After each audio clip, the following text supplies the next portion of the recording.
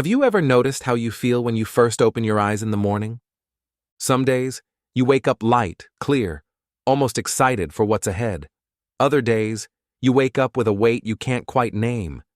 It feels like the day started heavy, before your feet even touch the floor. Why does that happen? It's not just about how many hours you sleep or what you ate before bed. The real answer is deeper. It's about what you carry into your sleep.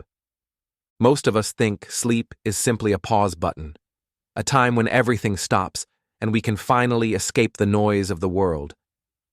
But the truth? Your mind doesn't stop working when you sleep. In fact, it might be working even harder. The thoughts you bring with you into those quiet, late-night moments don't just fade into the dark. They become seeds, quietly planting themselves into the deepest parts of your mind. They don't disappear when you close your eyes. They grow. If you go to bed with stress, regret, or anxiety swirling in your head, your brain absorbs it like a sponge. You might think you're letting it go because you're finally resting, but your subconscious is holding on to every single bit of that tension. Imagine this. You brush your teeth, wash your face, maybe check your phone one last time. But what about your mind? When was the last time you cleaned your thoughts before sleep? The Stoics, wise philosophers like Marcus Aurelius and Epictetus, understood this centuries ago. They didn't have blue light filters, meditation apps, or weighted blankets, but they had something far more powerful, the discipline to guide their thoughts before bed.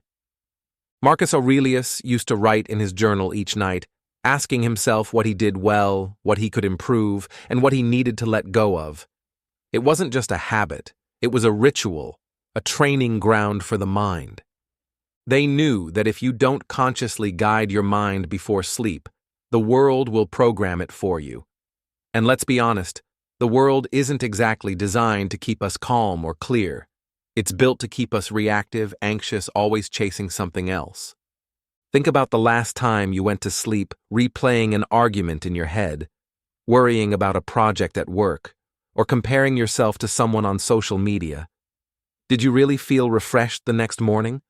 Or did you wake up with that same tension, already running the race before your day even started? Sleep isn't a reset button for your mind. It's a mirror. It reflects what you feed it right before you drift off. Imagine instead ending your day by whispering to yourself, "I've done enough today. I can rest now." Or, "Tomorrow is a new chance, and I don't have to carry today's burdens into it." What if you planted thoughts of calm, gratitude, and acceptance instead of worry and self-criticism? How would your mornings feel then? Here's something powerful. Your subconscious doesn't argue with you.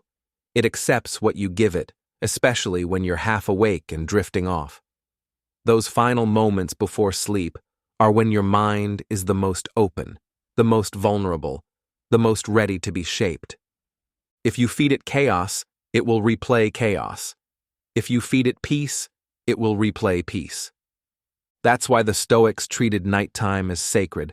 It was their chance to shape the mind away from the noise of the world and back to what really mattered: inner strength, calm, and clarity. They saw sleep not as an escape from life, but as an opportunity to prepare for it, an opportunity to become a stronger, more unshakable version of yourself. So tonight, instead of scrolling through another endless feed or replaying the worries of the day, ask yourself, what am I feeding my mind before sleep? What do I want to carry into tomorrow? Who do I want to be when I wake up? Because in the end, you don't become stronger or calmer overnight by accident. You become stronger because you chose to guide your mind, even in the dark, even when no one's watching. It starts with one small choice, one thought, one moment of quiet honesty with yourself. And that one choice might just change everything. Part 1. The power of the subconscious at night. Have you ever thought about what actually happens to your mind when you go to sleep? Most of us think of sleep as an off switch, like our brain shuts down completely and everything just stops. But that's not even close to the truth. Your body may rest. your conscious mind might finally get quiet. But your subconscious? That part of you never sleeps. It's always awake, always listening, always recording. Think about it. When you're lying in bed at night, those final thoughts you carry with you, the arguments you replay, the regrets you keep revisiting, the fears you let echo in your mind, they don't just vanish into the darkness. They actually sink deeper. Carl Jung, the famous psychologist, once said, "Until you make the unconscious conscious, it will direct your life and you will call it fate." What does that mean? It means that the parts of your mind you don't actively work with, the hidden fears, the unchallenged beliefs, the quiet stories you tell yourself when no one's around, those parts are shaping your life more than you realize. And the craziest part? Your subconscious doesn't care if what you're feeding it is true or helpful. It doesn't judge. It doesn't question. It just absorbs. Imagine your mind as a garden. During the day, you might be running around, distracted, watering random seeds without even thinking about it. But at night, when everything else is still, that's when the roots start to grow deeper. If you've been feeding your mind seeds of worry, "I'm not good enough. What if tomorrow goes wrong? Why did I say that today?" Your subconscious doesn't stop and say, "Wait, this isn't good for us." It accepts it and starts weaving it into your inner story. That's why you can get a full 8 hours of sleep and still wake up feeling exhausted. Because while your body was resting, your mind was busy rehearsing all the chaos from the day before. Have you ever noticed how you feel when you wake up after a night of tossing and turning, mentally running through every worst-case scenario? You feel like you've already lived through a battle before the day even starts. This isn't just some poetic idea, it's neuroscience. Your subconscious mind is responsible for up to 95% of your daily thoughts, emotions, and behaviors. So, if you don't take charge of what you're feeding it, it will run on autopilot. And usually, that autopilot is driven by old fears, doubts, and unresolved pain. But here's the thing. Once you become aware of this, you get to choose. You get to decide what seeds you plant before you sleep. Instead of replaying that argument in your head, what if you reminded yourself, "I can't control everything, and that's okay." Instead of dwelling on what you didn't finish today, what if you whispered, "I did my best, and that is enough"? These small choices might seem insignificant, but to your subconscious, they're everything. Picture this. Your subconscious is like a little child, watching and listening to everything you do. It doesn't understand sarcasm, it doesn't understand when you're joking, it just hears the message and takes it seriously. So when you tell yourself every night, "I'm a failure," or "I'm not worthy," that child believes you. It accepts that as its reality. But when you start telling it, "I'm learning, I'm growing, I'm allowed to rest," that child begins to build a different story. A story where you're not constantly at war with yourself. Let's be real. Life is already challenging enough. There's no need to carry yesterday's battles into tomorrow, but that's exactly what happens when we don't pay attention to our nighttime thoughts. If you don't take control, the mind will default to what it knows best. And usually, that's the familiar soundtrack of fear, regret, and self-doubt. Have you ever wondered why some people always seem so calm, so grounded, even when life throws curveballs? It's not because they're immune to stress. It's because they've learned to guide their mind before the world has a chance to influence it. They've chosen to feed their subconscious with thoughts of strength, patience, and acceptance. And over time, that becomes their default setting. So tonight, before you close your eyes, ask yourself, what am I rehearsing? What am I allowing to become part of my story? What seeds am I planting for tomorrow? Because whether you realize it or not, you're always rehearsing something. And what you rehearse is what you become. You don't have to fix every problem before bed. You don't need to become a perfectly enlightened person overnight. You just need to be aware of what you're carrying into the darkness with you. A simple thought, repeated softly before sleep, can do more for your inner peace than 1,000 motivational quotes you scroll past during the day. In the silence of the night, your mind is open. It's vulnerable. It's listening. And that's where your true power lies. Not in trying to control the world around you, but in gently guiding the world within you. Remember this: the mind you wake up with tomorrow is being built tonight. So choose your last thoughts carefully. Let them be gentle. Let them be kind. Let them be the foundation for the strength and peace you want to carry into the world when the sun rises. And when you start to see the change, when you notice you're reacting less, feeling more grounded, waking up lighter, you'll realize it was never about fixing yourself. It was about feeding your mind a new story, a story of enough, a story of calm, a story of resilience. And that story starts tonight. Part 2. The importance of repetition. Have you ever wondered why certain thoughts feel so automatic, like they've been living inside your head for years? Why is it so easy to believe I'm not good enough, or I always mess things up, even if you know deep down it isn't true? Here's the thing. Your mind isn't designed to choose what's true or false, good or bad.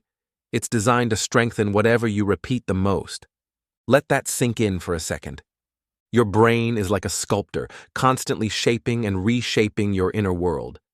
And what does it use as its material? Repetition.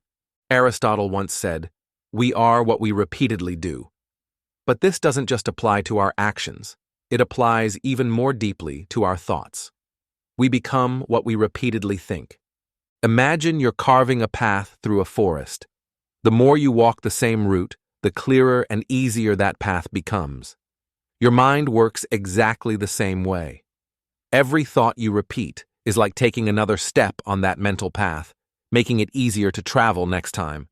That's why if you constantly tell yourself, "I can't," that path becomes a freeway, wide, smooth, impossible to ignore. But if you start whispering, "I can handle this," or "I'm learning," it might feel awkward at first, like hacking through thick bushes with a tiny knife. But every repetition makes it easier. Eventually, that path becomes your new main road. Let's get real. You don't change your life by hearing something once. You don't suddenly wake up confident because you watched one inspiring video or read a motivational quote on Instagram. The real magic happens in the quiet moments, when no one's around, when you're alone with your thoughts. That's when you decide which story you want to tell yourself, and which story you want to stop repeating. Maybe you've been telling yourself the same old story for years. "I always fail. I'll never be successful. No one really cares about me." Guess what? Those stories stick around not because they're true, but because you've repeated them so many times. Think of your mind like a garden. If you keep watering the weeds every single day, they'll keep growing and taking over everything. But what happens if you start watering new seeds? Seeds of courage, hope, patience, self-belief? It won't look like much at first. You might not even see any progress. You might even feel silly repeating those new thoughts. But if you keep showing up, if you keep watering those seeds, one day you'll look around and realize the entire landscape of your mind has changed. Repetition doesn't care about your mood. It doesn't care whether you feel strong or weak today. It only cares about consistency. That's why small, steady steps matter so much more than big, dramatic declarations. You don't need to scream, "I'm confident," into a mirror at 5 a.m. every day. You just need to gently, honestly remind yourself, "I'm allowed to learn. I'm allowed to grow. I don't have to be perfect today."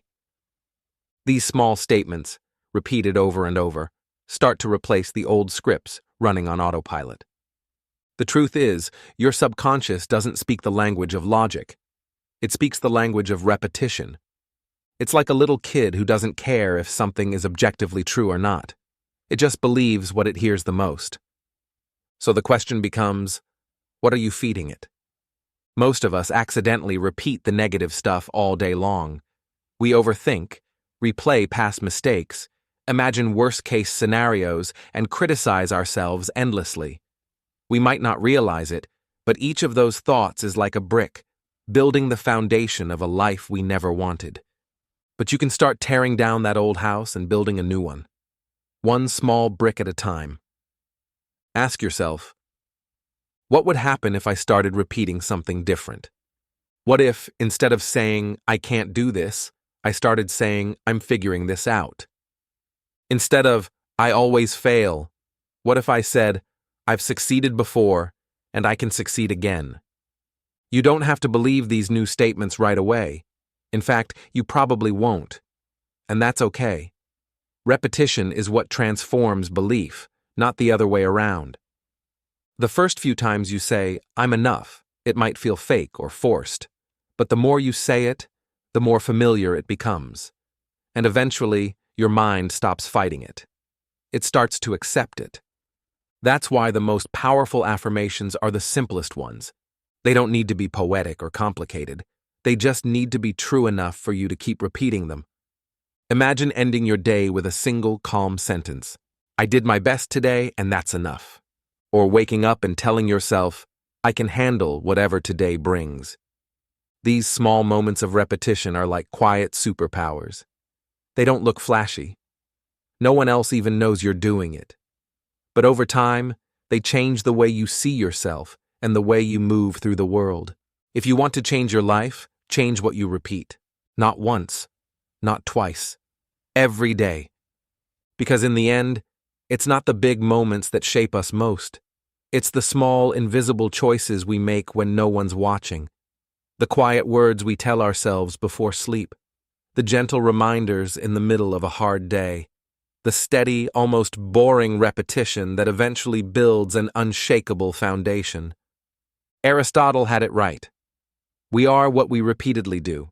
And today we know we are what we repeatedly think too. So, what thoughts will you choose to repeat tonight? What new story will you start building? One whisper at a time. That's the real work, and that's where your power lives. Part 3. Distinguishing reflection from overthinking. Have you ever laid in bed, staring at the ceiling, replaying that one awkward moment from 5 years ago? Or maybe you keep going over what you should have said in that meeting today. You tell yourself you're just reflecting, but deep down, it doesn't feel like growth. It feels like drowning. Let's be real. There's a huge difference between reflection and overthinking, and most of us blur that line without even realizing it. Reflection is powerful. It's that quiet moment when you look at your day or your life and ask, what did I learn? How can I grow? What can I let go of? Reflection helps you understand yourself, forgive yourself, and move forward with more clarity. But overthinking? That's a trap. It's a mental hamster wheel that never stops turning. You keep running, but you never get anywhere. Imagine this. Reflection is like looking into a calm lake. You can see your reflection clearly, you learn, and then you move on. Overthinking, though, is like standing in a stormy ocean, waves crashing over you, pulling you under again and again. When you're reflecting, you feel lighter afterward. You feel a sense of release. You learn something, even if it's small. When you're overthinking, you feel heavier, tighter in your chest. Your shoulders tense up. You feel stuck, anxious, and drained. So how do you tell the difference? The key is intention. Reflection has a purpose, understanding and releasing. Overthinking is just mental noise, looping without resolution. Epictetus, one of the great Stoic philosophers, said, "It's not what happens to you, but how you react to it that matters." He didn't mean you should ignore your feelings or pretend nothing hurts. He meant that your power isn't in controlling every event, but in how you choose to respond to it. When you reflect, you're calmly observing your reactions, you're learning from them, you're stepping back like a wise friend, saying, that's interesting. Why did I feel that way? What can I do differently next time? But when you overthink, you're arguing with reality. You replay that text message over and over, analyzing every word and emoji. You create imaginary conversations in your head. You fight battles that might never even happen. Here's the secret. Not every thought deserves your attention. Not every feeling needs to be dissected. Imagine if every single cloud in the sky stopped you in your tracks. You'd never move. You'd just stand there, staring at every shape, trying to interpret each one. Thoughts are like clouds. They come and go. It's okay to notice them, but you don't have to build a house inside each one. One of the biggest traps we fall into is thinking that more thinking equals more clarity. In reality, it often just creates more confusion. Sometimes the bravest thing you can do is simply say, I see this thought. I don't have to follow it. Try this next time you're lying awake at night, caught in a mental loop. Pause. Take a breath. Ask yourself, is this helping me grow, or is this keeping me stuck? If it's helping you understand, great. Keep going gently. But if it's pulling you deeper into anxiety or regret, it's time to step away. Another powerful practice is to remember, you don't have to solve every problem right now.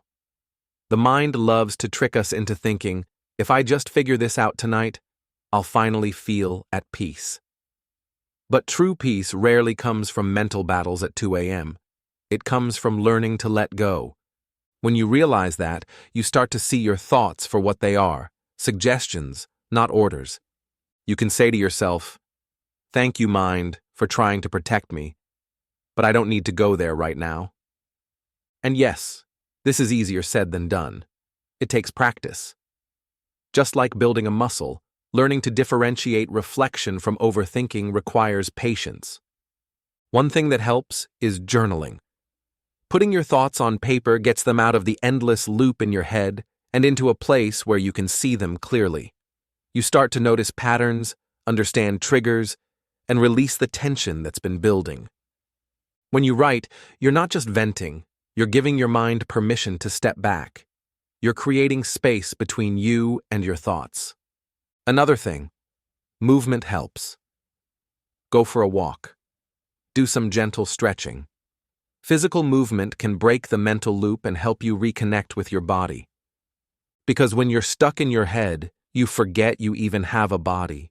You forget there's a whole world happening outside of your mental storm. Reflection should feel like opening a window in a stuffy room. Overthinking feels like locking yourself inside with no air. Ask yourself tonight, am I learning right now, or am I looping? Am I exploring with curiosity, or am I attacking myself with judgment? Epictetus reminds us, we suffer not from the events in our lives, but from our judgment about them. Next time you feel trapped in your mind, remember, you're not your thoughts. You're the awareness behind them. You get to choose which ones you explore and which ones you let drift away. When you learn to reflect rather than ruminate, you become lighter, more free. You wake up the next day not with a heavy heart, but with a calm mind, ready to take on life as it comes. So tonight, instead of replaying the same story, ask yourself, what can I learn from today? What can I let go of? What truly deserves my energy? That's not just a nightly ritual. That's a life-changing practice. And if you can make that small shift, from overthinking to gentle reflection, you'll discover a new kind of strength. Not the loud, aggressive kind, but the quiet, steady, unshakable kind. And that is the kind of strength that changes everything. Part 4. Training your mind before sleep. You know, we spend so much of our lives worrying about what we do during the day. We plan our mornings, set goals, chase productivity hacks, drink green smoothies, and try to check off a million tasks. But what if I told you that your most important training ground isn't during the hustle of the day, but in the quiet, almost sacred moments right before you fall asleep? Think about it. At night, your conscious mind finally starts to slow down. All the judgments, the noise, the distractions, they fade into the background. That's when your subconscious, the deeper part of your mind, becomes most open. It's like a door quietly swinging open when no one is watching. And behind that door, that's where your true programming lives. This is why what you think about right before you drift off is so powerful. Your mind doesn't just shut down when you sleep. It listens. It soaks up whatever you feed it, like soft soil waiting for seeds. Marcus Aurelius, the Stoic emperor, knew this long before modern neuroscience confirmed it. Every night, he would write in his journal. He'd ask himself what he did well, where he could improve, and most importantly, he would remind himself of the kind of person he wanted to be.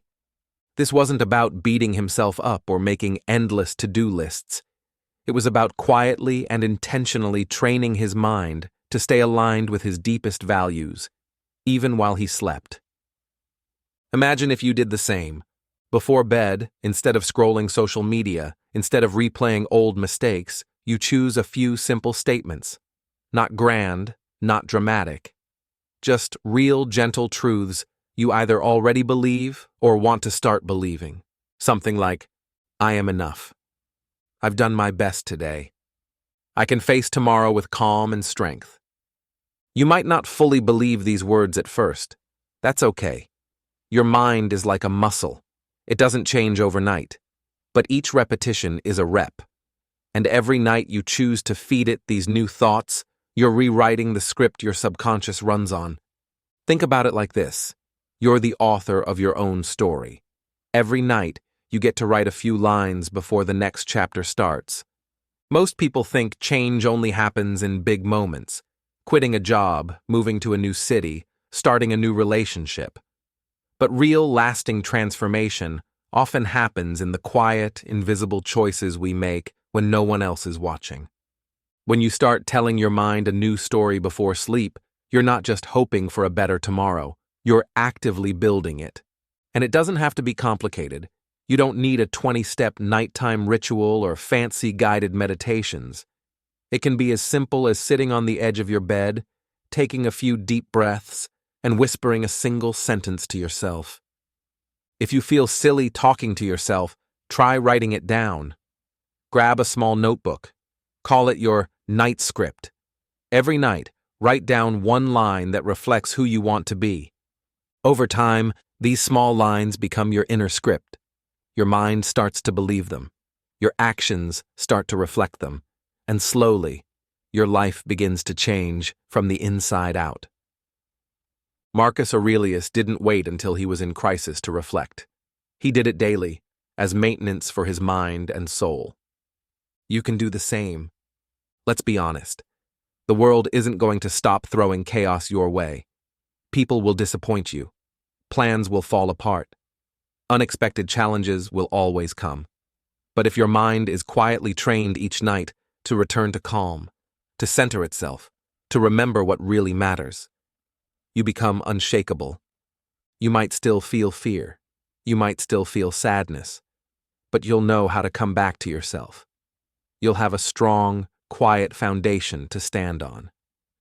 That foundation doesn't come from endless self-help books or motivational hype. It comes from those simple, honest conversations you have with yourself when the lights go out and no one else is around. So tonight, before you close your eyes, ask yourself, what story do I want to take into my sleep? What kind of energy do I want to wake up with tomorrow? Write it down. Speak it softly. Let it echo in the quiet space of your mind. Because tomorrow's version of you is being shaped tonight. The next morning, when your alarm rings, you'll notice a subtle shift. Maybe you'll feel a little lighter. Maybe you'll catch yourself pausing before reacting. Maybe you'll feel a small wave of gratitude wash over you for no obvious reason. That's not magic. That's the power of intentional repetition. That's the power of quietly training your mind when it's most open, most receptive. And if you keep going, night after night, those small whispers will become your loudest truths. So instead of ending your day in chaos, end it with purpose. Instead of replaying your fears, replay your strength. Instead of feeding your mind confusion, feed it clarity. You are the gardener of your own mind, and every night is a chance to plant new seeds. What will you plant tonight? Let me ask you something. When was the last time you truly checked in with yourself? Not just asking, "How are you?" and quickly answering, "I'm fine," but actually pausing to feel the emotional weight you might be carrying. Most of us don't realize how much emotional baggage we collect every single day. Someone cuts us off in traffic. We hold on to that frustration. A friend doesn't text back. We replay it in our head, wondering what we did wrong. We fail at something small. We quietly label ourselves as failures, even if no one else notices. And here's the tricky part. These emotions don't just disappear when we ignore them. They pile up, quietly. Like dust in a corner, they start to build, layer after layer. And suddenly, we're wondering why we feel heavy, tired, disconnected, even after a full night's sleep or a restful weekend. This is what I call emotional clutter. And it's exactly why so many of us feel drained even when life on the outside seems okay. The truth is, emotional detox isn't about forgetting or pretending something didn't hurt. It's not about forcing positivity or telling yourself to just move on. It's about letting go, but in a real, honest way. Letting go doesn't mean you're denying what happened. It means you're giving yourself permission to stop carrying that weight. Think about it like this. Imagine you're holding a heavy backpack filled with rocks. Each rock is an old argument, a harsh comment from someone you cared about, a failure you keep replaying. You've been carrying this backpack for years.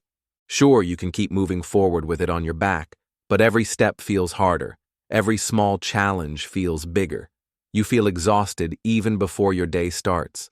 Now imagine what would happen if you started taking out one rock at a time.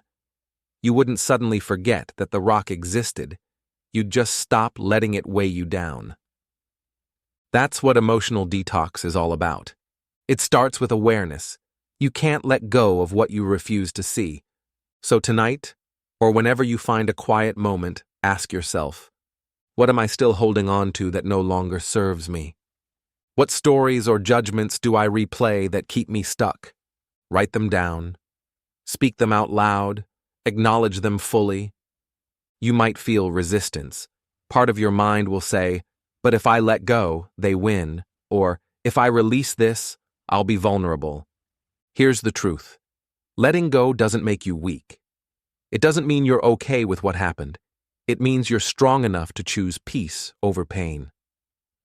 When we hold on to anger or shame, we think we're protecting ourselves. We think if we keep replaying that moment, we'll finally find the perfect comeback, the perfect solution. But that's not protection. That's self-sabotage disguised as preparation. You don't need to fix every wound before you can move forward. You don't need to get an apology or perfect closure from every situation.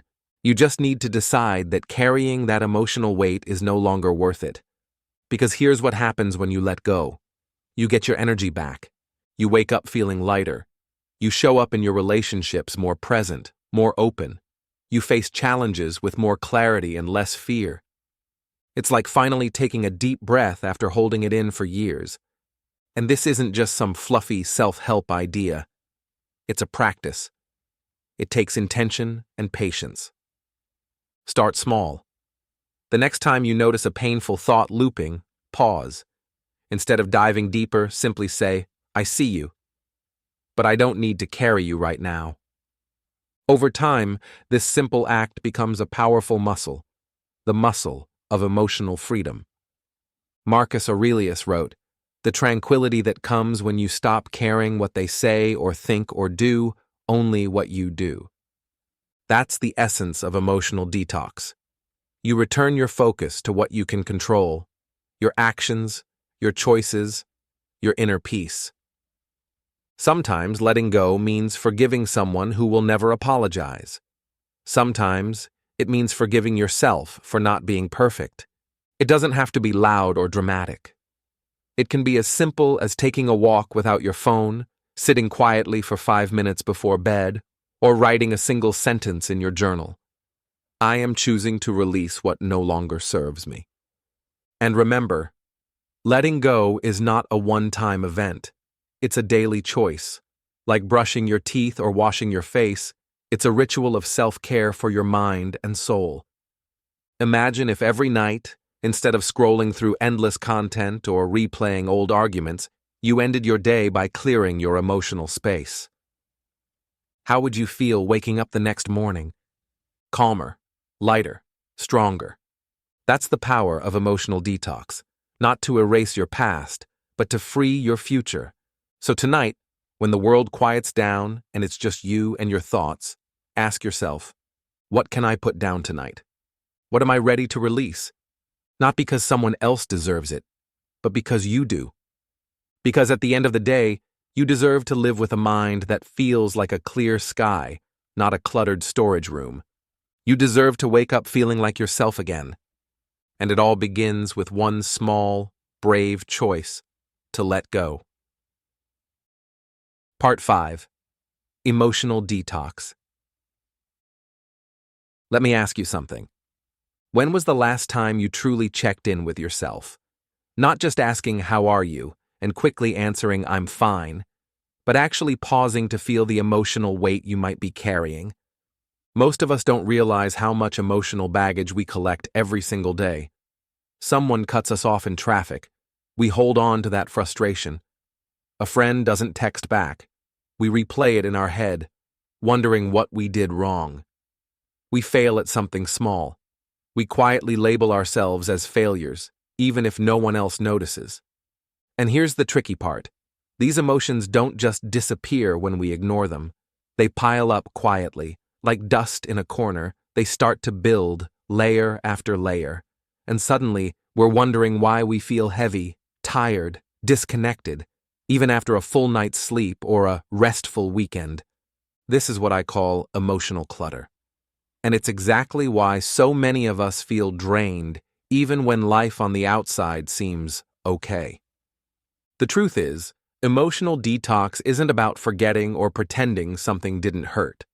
It's not about forcing positivity or telling yourself to just move on. It's about letting go, but in a real, honest way. Letting go doesn't mean you're denying what happened. It means you're giving yourself permission to stop carrying that weight. Think about it like this. Imagine you're holding a heavy backpack filled with rocks. Each rock is an old argument, a harsh comment from someone you cared about, a failure you keep replaying. You've been carrying this backpack for years. Sure, you can keep moving forward with it on your back, but every step feels harder. Every small challenge feels bigger. You feel exhausted even before your day starts.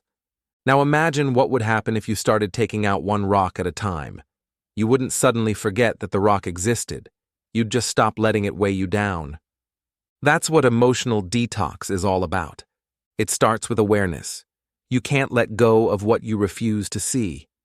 So tonight, or whenever you find a quiet moment, ask yourself, what am I still holding on to that no longer serves me? What stories or judgments do I replay that keep me stuck? Write them down. Speak them out loud. Acknowledge them fully. You might feel resistance. Part of your mind will say, but if I let go, they win. Or, if I release this, I'll be vulnerable. Here's the truth. Letting go doesn't make you weak. It doesn't mean you're okay with what happened. It means you're strong enough to choose peace over pain. When we hold on to anger or shame, we think we're protecting ourselves. We think if we keep replaying that moment, we'll finally find the perfect comeback, the perfect solution. But that's not protection. That's self-sabotage, disguised as preparation. You don't need to fix every wound before you can move forward.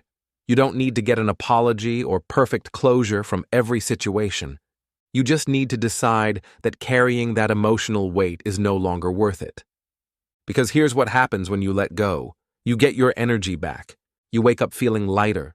You show up in your relationships more present, more open. You face challenges with more clarity and less fear. It's like finally taking a deep breath after holding it in for years. And this isn't just some fluffy self-help idea. It's a practice. It takes intention and patience. Start small.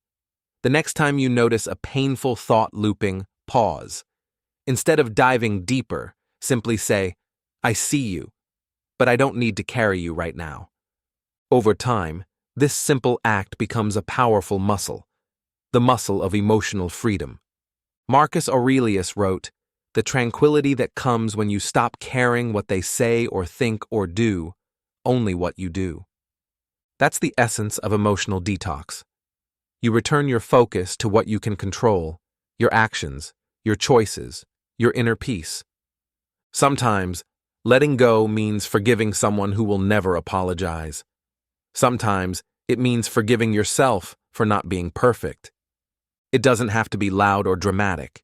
It can be as simple as taking a walk without your phone, sitting quietly for 5 minutes before bed, or writing a single sentence in your journal.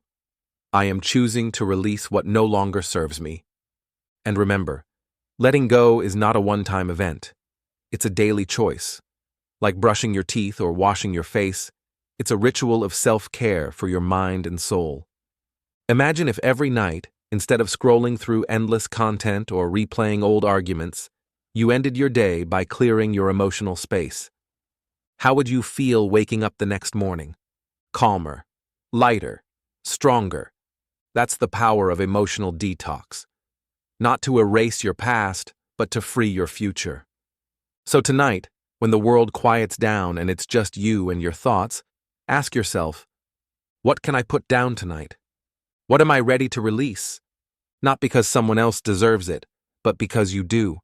Because at the end of the day, you deserve to live with a mind that feels like a clear sky, not a cluttered storage room.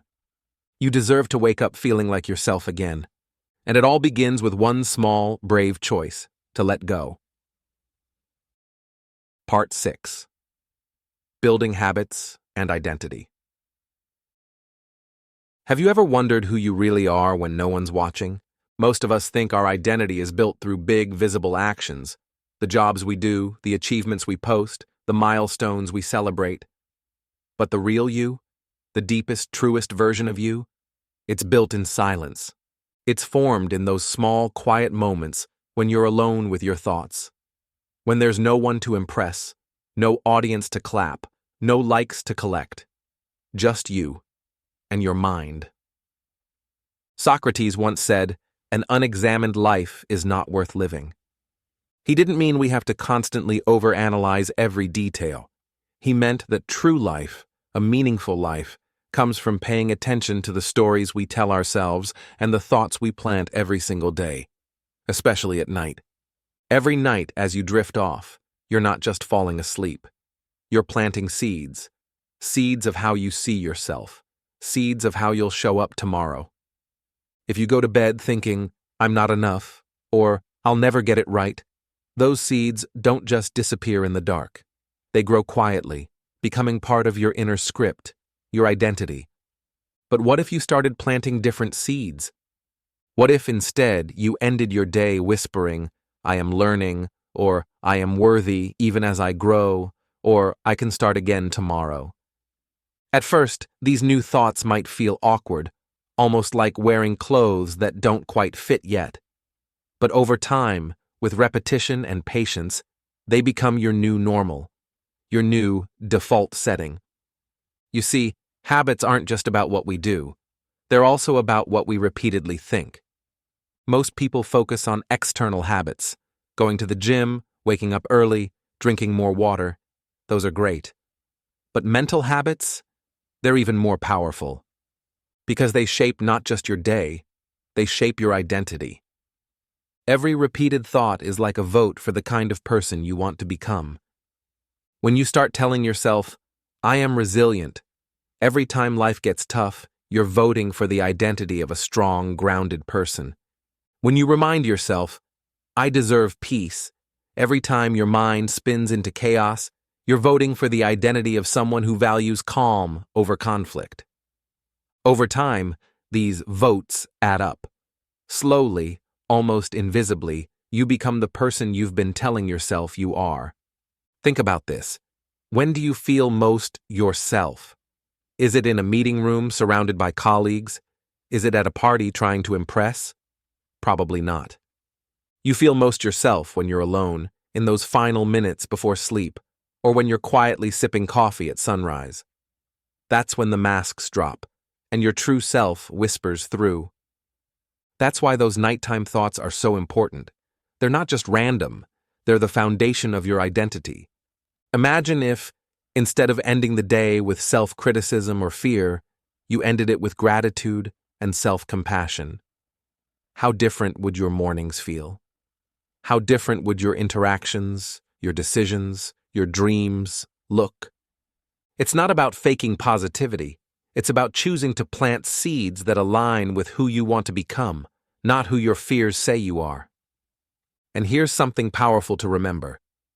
Your identity isn't fixed. You're not born with a permanent label. You're not stuck with the stories you inherited from childhood or society. You can change, you can evolve, you can rewrite your narrative, one thought, one repetition, one night at a time. So tonight, ask yourself, who do I want to be tomorrow? What qualities do I want to embody? What seeds am I planting right now that will shape my identity when the sun rises? Write it down. Speak it softly. Let it echo in the quiet. The world will always try to tell you who you should be. It will shout expectations, comparisons, and doubts. But in those silent moments before sleep, you have the power to choose, to listen to your own voice, to create your own blueprint. Building an identity isn't about grand declarations or big achievements. It's about the small, honest moments when you decide to be kind to yourself, when you choose patience over pressure, when you remind yourself that progress is more important than perfection. Marcus Aurelius didn't become a philosopher-emperor through grand speeches alone. He became who he was through nightly reflections, small reminders, and the quiet discipline of training his mind. You can do the same. Tonight, as you lay your head on the pillow, remember, you're not just ending a day. You're starting a new chapter of who you're becoming. Choose your thoughts carefully. Plant seeds of courage, compassion, and self-respect. Because one day, you'll look back and realize your identity wasn't built in a single moment. It was built in 1,000 small, quiet choices. And each night is one of those choices. Conclusion, summary, and call to action. So let's take a breath together for a moment. We often think of nighttime as simply the time when our body finally gets to rest. We picture our head hitting the pillow, our muscles relaxing, our breathing slowing down. But what if I told you that nighttime is so much more than just physical recovery? Nighttime is your mind's true rehearsal space. It's the workshop where your deepest beliefs, stories, and self-images are shaped and reinforced. Every single thought you take into sleep is like a brushstroke on the canvas of your soul. You see, what you carry into your sleep isn't just leftover mental chatter. It's the blueprint for the next day. It's the silent foundation on which you'll stand when you open your eyes in the morning. When we bring worry, regret, or shame into the night, we don't leave them behind. We wake up carrying them, like a heavy backpack we never put down. But what if you decided to end your day differently? What if, instead of replaying that awkward conversation or worrying about tomorrow's challenges, you chose to plant thoughts of acceptance, gratitude, and calm? What if you whispered to yourself, "I am enough," or "Tomorrow is a new beginning," or simply, "I am safe to rest now"? Imagine waking up with that energy instead. Imagine starting your day not from a place of scarcity or self-judgment, but from a place of quiet strength and self-compassion. Marcus Aurelius once said, "The soul becomes dyed with the color of its thoughts." That quote alone holds a lifetime of wisdom. Think about it. If your soul is constantly being dyed by your thoughts, then each night is your chance to choose the color. Are you choosing fear? Or are you choosing faith? Are you choosing resentment? Or are you choosing forgiveness? Are you choosing self-criticism? Or are you choosing kindness toward yourself? Too often, we chase productivity hacks, morning routines, new apps, and endless life hacks, hoping they'll fix us overnight. But no hack can override a mind that's been programmed to doubt, to fear, to shrink. Real change doesn't come from forcing yourself to wake up at 5 a.m. or checking another box on your to-do list. Real change comes from cleaning out your inner space, from intentionally choosing which stories you let take root, from replacing mental noise with a deeper philosophy, a return to stillness, to simplicity. to truth. So tonight, when you find yourself alone with your thoughts, ask, what am I feeding my mind? What am I choosing to bring into my dreams? What energy am I setting for tomorrow's version of me? Instead of letting your mind default to chaos, guide it gently. Replace the noise with something intentional, a quiet mantra, a deep breath, a small gratitude list. Don't underestimate these simple acts. They might feel small, but they're powerful. Because each one is a vote for a calmer, stronger, more resilient you. Imagine looking back a year from now and realizing that everything changed, not because you made some dramatic leap, but because you kept making these small, quiet choices each night. That's the real secret. Not a hack, not a shortcut, just the steady practice of cleaning, guiding, and feeding your mind before sleep. And when you wake up tomorrow, you'll notice. You're not just going through the motions anymore. You're living more intentionally, more fully. You're not reacting to life. You're creating it. Marcus Aurelius's words echo again. The soul becomes dyed with the color of its thoughts. Tonight, you get to choose the color. Will you choose a color of peace, of hope, of quiet power? Or will you allow the world to color your soul for you? You have the power. You always have. So as you get ready to turn off the lights tonight, I invite you to pause, take a deep breath, and choose. Choose thoughts that serve you. Choose words that nurture you. Choose dreams that build you. And remember, you are not your fears. You are not your mistakes. You are the one who observes them, who can learn from them, and who can let them go. So instead of endlessly chasing new hacks to become better, focus on becoming clearer, cleaner, quieter inside. Because when you do that, you don't just change how you sleep, you change how you live. Thank you for sharing this quiet moment with me. If this message resonates with you, if you're ready to start shaping your mind and your soul from the inside out, I invite you to join me on this journey. Subscribe, leave a comment sharing one thought you want to carry into sleep tonight, and let's build a community of people who choose to live intentionally, one gentle night at a time. Remember, you are the artist of your own soul, and tonight you get to paint.